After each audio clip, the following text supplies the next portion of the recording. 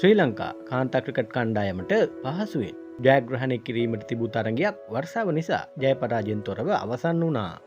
සැබවින්ම මෙම තරගයෙන් පරාජය ලැබුවේ ශ්‍රී ලංකා කාන්තා ක්‍රිකට් කණ්ඩායමයි. ප්‍රේමදාස ක්‍රීඩාංගණයේ මුලින් පන්දුර පහර දුන් කණ්ඩායමක් පරාජය වන්නේ කලාතුරකින්ය.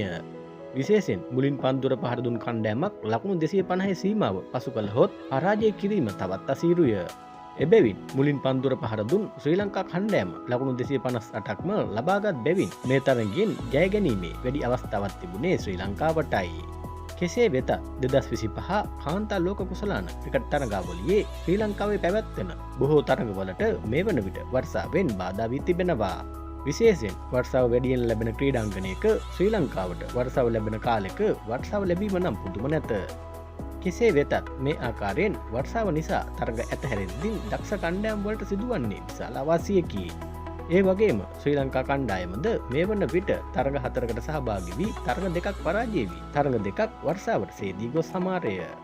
ඒ අනුව ප්‍රසාද ලකුණු සටහනේ පහළින් සිටින ශ්‍රී ලංකා කණ්ඩායමට ඉරි තරග සියල්ලම ජය ගැනීමෙන් පමණක් අවසන් පූර්ව වටේට සුසුකම් ලැබීමට හැකි වේවි.